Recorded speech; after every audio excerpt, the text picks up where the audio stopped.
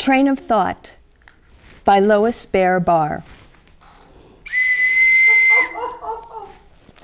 Caution, the doors are about to close.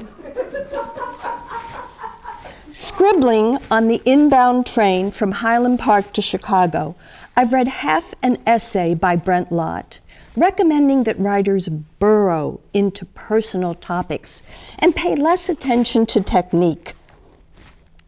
One night, we watched a segment on 60 Minutes about ADD. That's it. That's you.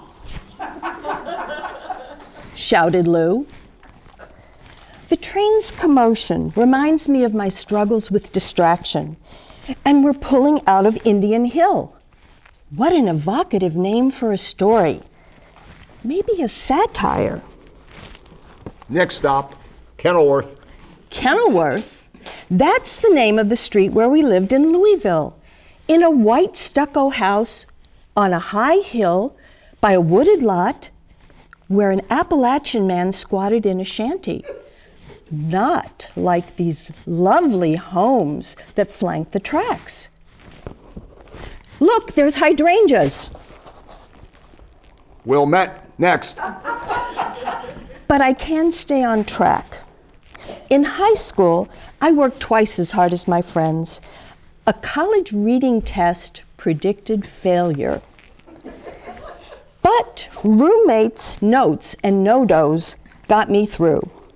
Senior thesis, MA paper, exercises in loneliness and frustration. Lew read chapters of my dissertation. Why can't you just stay on topic?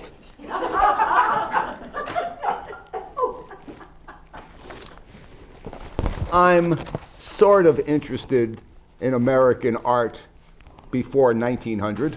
Says the man across the aisle who got on in Glencoe. His wife's half-hearted frown, the furrow of her brow, flowery umbrella suggests she prefers Impressionism. Evanston Station, next. High school all-nighters, fueled by amphetamines Mom got from a diet doctor on Dixie Highway. I stayed awake as ideas raced through my mind. It was, and still is, hard to stop the voices, yet I sometimes could focus. Look! Duxler's Tires has pastel ducks on the brick facade. Dancing gave me discipline. The music centered me. Books.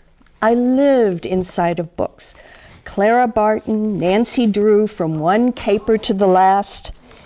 I got in bed with East of Eden, got out to eat. Gone with the Wind, I was gone. 9th grade Spanish surprised me. Verb conjugations, such symmetry.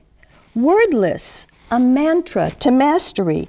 Gracias a Dios, I found a place to be. Evanston, Davis Street.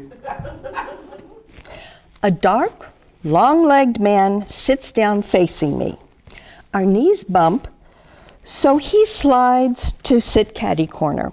Still too close. He reeks of tobacco. His Dunkin' Donut coffee could spill on my gray suede boots. We're close to Chicago, but I'm not finished. I realize why I postponed work on projects. The panic of deadlines kept me on track. Rogers Park. Now I focus with lists, goals, ironclad syllabi. As a teen, I devised a sensory deprivation booth. Give me a break. Dunkin' Donut Man is making an appointment on his phone. I would lie in my closet on the top shelf. In college, I locked myself into a tiny green-tiled room adjacent to the showers. Oh dear, the conductor wants my ticket, though he punched it and placed it in its clip as we left Highland Park. I look on the floor. I sift through a purse full of coupons and Kleenex and Sweet and Low and bank receipts.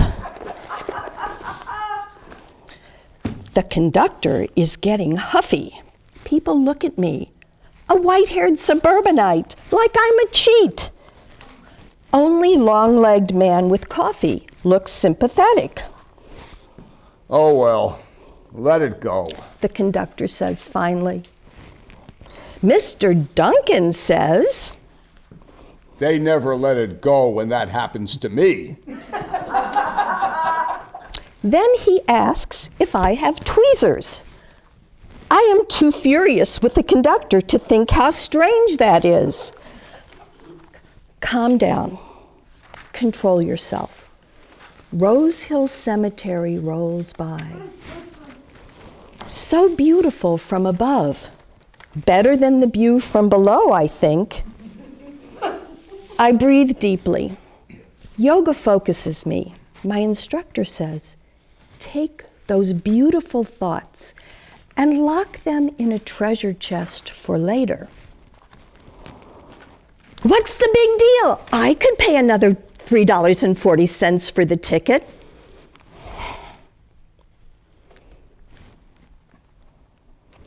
Sabbath ritual in synagogue gives my life order.